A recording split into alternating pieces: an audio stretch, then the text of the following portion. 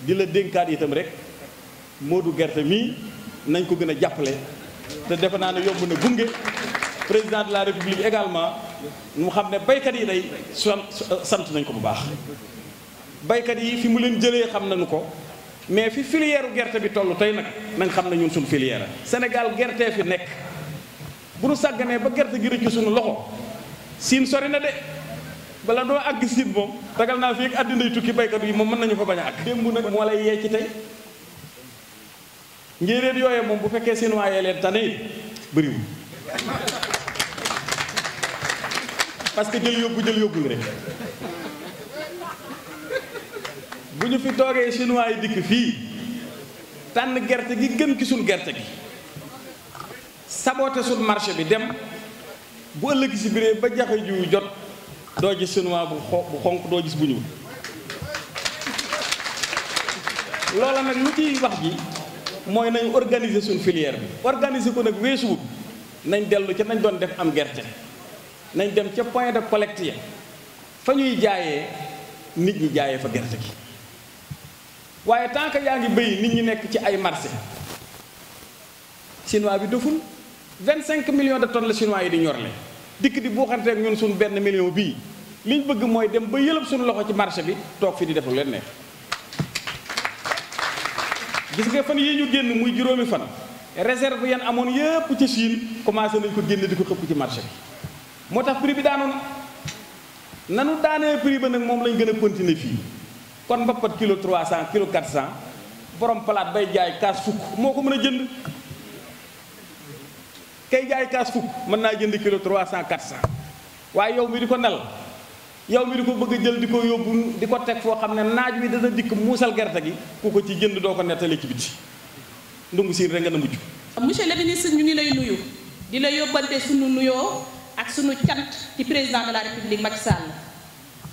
monsieur le président bi mu jëlee réew mi dafa xalaat filière mbay mi xam ne ay millions yu sénégalais ñoo ciy dund li mu njëkk a def mooy fekk à l'époque ñu ngi doon segal mais machine yi ñu amul baaxul président Macky Sall daal di indi ay machines yu segal yi nga xam ne da ko subventionné à l'auteur de 70% dugal ko ci réew mi yépp ne nañ ko jox ñi nga xam ne ñoo yëngu ci filière bi ñu jëndee machines yooyu yépp ba noppi président ci boppam moo def appel ci Kaolack ne nañuy signé benn protocole d'accord état huileries protocole boobu bi ñu koy signé mu nekk combat bu mag ci diggante état ak commerçant yi waaye président ne moom xam na ne réew mënul développer ci commerce mais mi ngi mën a développer ci industrie il faut que ñu créer ay industrie doomi réew mi liggéey ci ginnaaw première étape bi def naa ko mooy indi ay machine ci réew mi jëlee ko Inde ak Chine andi ko jaay ko subventionné ko à l'auteur de 70%. léegi nag damay taxaw pour machine yooyu doomi réew mi mën cee liggéey jaay jur gi industrie yi ñu mën koo raffiner jaay ko ci biir réew mi bi combat boobu taxawee président jàppale ñu ba nu signé ko muy benn protocole d'accord état signé ci huileries yi signé ci ñun huileries artisanat yi muy Rasiaat ñu signé ci Sonacos signé ci bi ñu signé protocole boobu ba léegi képp koo xam ne artisanat nga ci gox bii yaa ngi liggéey ñu ngi liggéey pendant 2 ans liggéey nañ fi lu am solo ndax li ñu liggéey bi ñu ko xaymaa dem na ci 100 000 tonnes gerte donc monsieur le ministre ñu ngi sant président de la république bu baax di ko gërëm di ko wax ne ko liggéey na loo xam ne ci filière arachidière bi benn président mosu ko fee liggéey. lu mu gàtt gàtt yéen nag ay bawal bawal ngeen da ngeen wolof lu mu gàtt gàtt bu mu wàcc 210 waxul ne dañuy ñu jëndee 210 de daf ne lu mu gàtt gàtt ça veut dire que ku mën a jëndee 1000 francs ku mën a jëndee 700 ku mën a jëndee 800 jëndal waaye daal yëf yi mënul wàcc ba romb 210 mooy. bi ñu nee élection locale yi au plus tard le 21 mars 2021 mais waxuñu ne dana fa àgg dañu wax ne au plus tard c'est-à-dire que ça peut intervenir avant fii dañ ne lu mu gàtt gàtt 210 xam nga loolu ouverture la protection wu paysan bi la protection wu producteur bi la ndax dañ la wax ne la lii mën naa jar lu ëpp lii kon nag jàpp naa ne baykat yépp war nañu sant président Macky Sall ci dogal boobu nga xam ne jël na ko fixé prix plancher muy 210 francs ak fi jamono ji toll léegi nag c'est la loi du marché. Man, je suis un libéral convaincu. Gëm naa la compétition, la concurrence, c'est la loi du marché. daaw jéeg non fan yi ñu génn plutôt gerte amul bareegul woon ñuy jaayee 300 nangam waaye Aliou Dia wax na ko léegi de biñ nit ñi bàccee bees gerte gi bari yaakaar naa léegi boo demee am na bëkk dem sax nee nañ ma ab dëkk fii ci Saloum luuma ba 200 la woon te lu ñu gën a avancé sud bi bàcc bees centre bi bàcc bees ku am na ñu nga xam ne bu ngeen ca wékkoo comme ni ñu ko waxee léegi boo moytuwul du baax donc jaar leen ci circuit officiel bi mooy nga dem ci point de collecte ba cachet saignant nekk fa chef de village validé nga xam ñaata nga yor jaar ci yoon wi agsi fii ñu peeseel la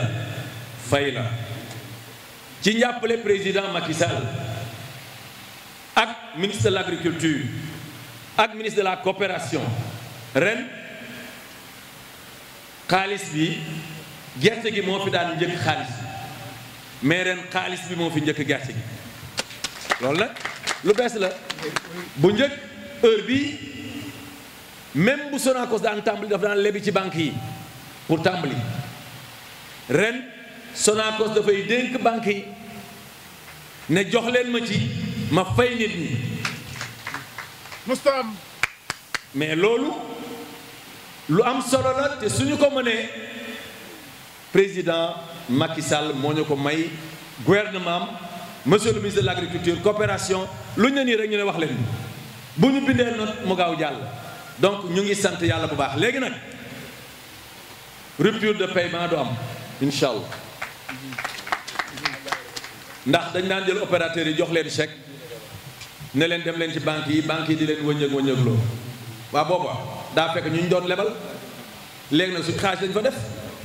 ko kay amul wëññëg-wëññëgloo teg ci lañ wax dañu wax ne ren président Macky Sall li mu santaane mooy teg ci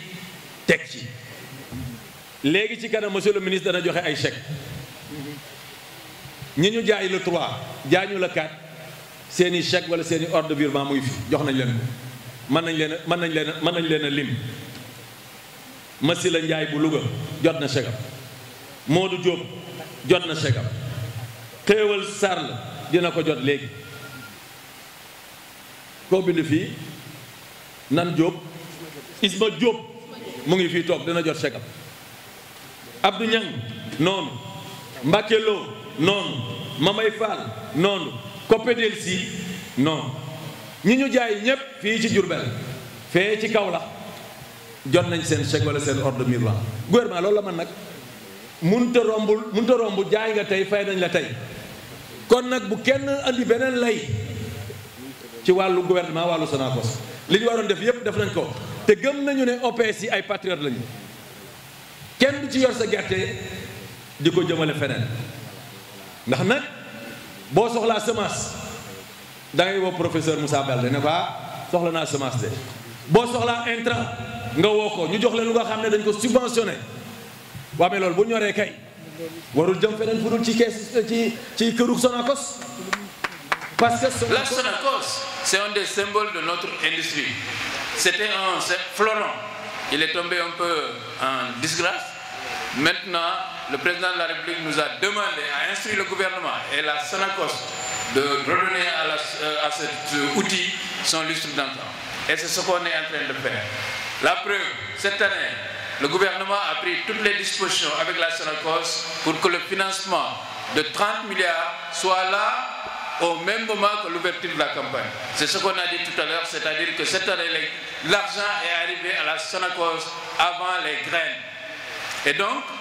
actuellement, ceux qui ne viennent pas vendre leurs graines à la Sonacos, c'est juste parce qu'ils le veulent bien. Mais sinon, la Sonacos les attend pour acheter les graines à 210 francs. Et ça, nous pensons qu'avec un élan de patriotisme économique,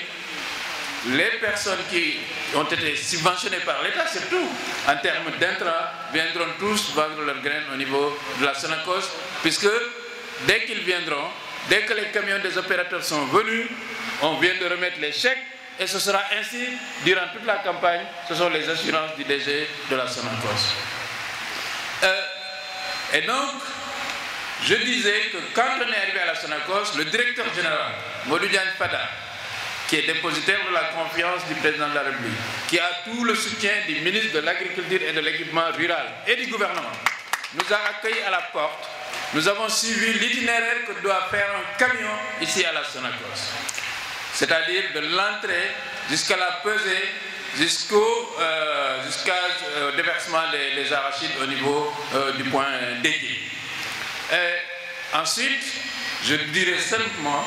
que l'ingénieur de la Sonacos a fait un exercice devant nous, c'est celui de regarder la densité des graines. Et la bonne nouvelle, c'est que c'est des graines qui ont une très bonne densité. C'est la meilleure densité possible. Nous en sommes contents. Et donc cela signifie que, en principe, cette année au Sénégal, non seulement on a une